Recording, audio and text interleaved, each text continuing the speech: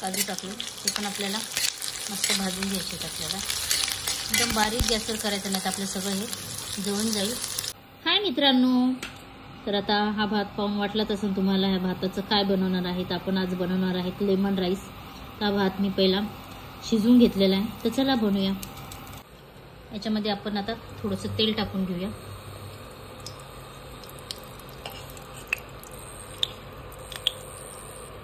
तेल तापले की आपण त्याच्यामध्ये आपण राई टाकून घेऊया.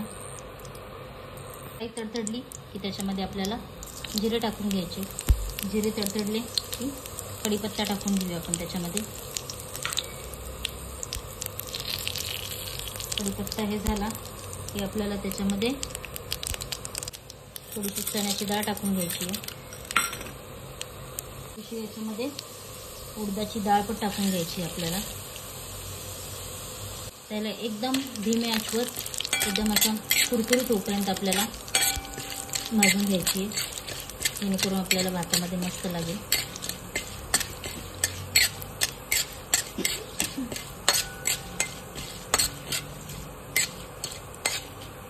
त्याच्यामध्ये आपण मिरच्या टाकून घेऊया.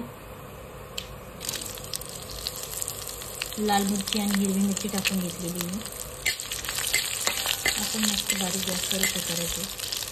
याच्यामध्ये आता थोडेसे शेंगदाणे टाकून घ्यायचे आहेत आपल्याला. तर याच्यामध्ये आता शेंगदाणे टाकून घ्यायचे आहेत आपल्याला. शेंगदाणे पण आपल्याला मस्त भाजून घ्यायचे. कच्चे शेंगदाणे टाकलेले, भाजलेले नाही टाकलेले. त्याच्यामध्ये आपल्याला थोडेसे काजू टाकून घ्यायचे. काजू टाकले, ते पण आपल्याला मस्त भाजून घ्यायचे आहेत आपल्याला. एकदम बारीक गॅसवर करायचं, नाही तर आपलं सगळं हे जळून जाईल.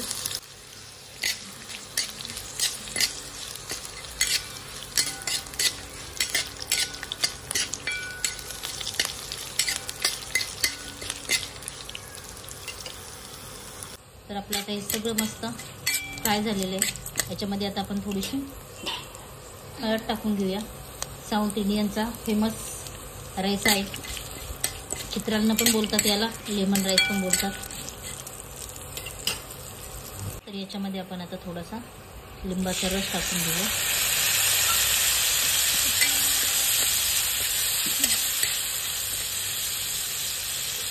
पाहू शकता आपला राईस तयार झालेला आहे.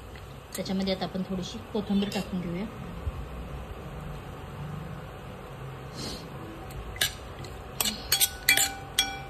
मी माझ्या मैत्रिणीसोबत तिच्या एका फ्रेंडकडे गेलेली जेवायला. त्यावेळेस त्यांनी असा राईस बनवलेला. त्यांची तर काहीतरी पूजा वगैरे होती त्यावेळेस खाल्लेला मी हा राईस. खूपच छान लागतो. तुम्ही नक्की एकदा बनवून पाहू शकता. तर मित्रांनो, आपला लेमन राईस बनवून तयार झालेला आहे. काजू वगैरे ते डाळ वगैरे टाकलेलं अप्रतिम लागतो. मी खाल्लेला आहे, त्याच्यामुळे तुम्हाला सांगते. तुम्ही नक्की एकदा ट्राय करा. भेटूया पुन्हा नवीन ब्लॉगमध्ये. Tata, bye bye.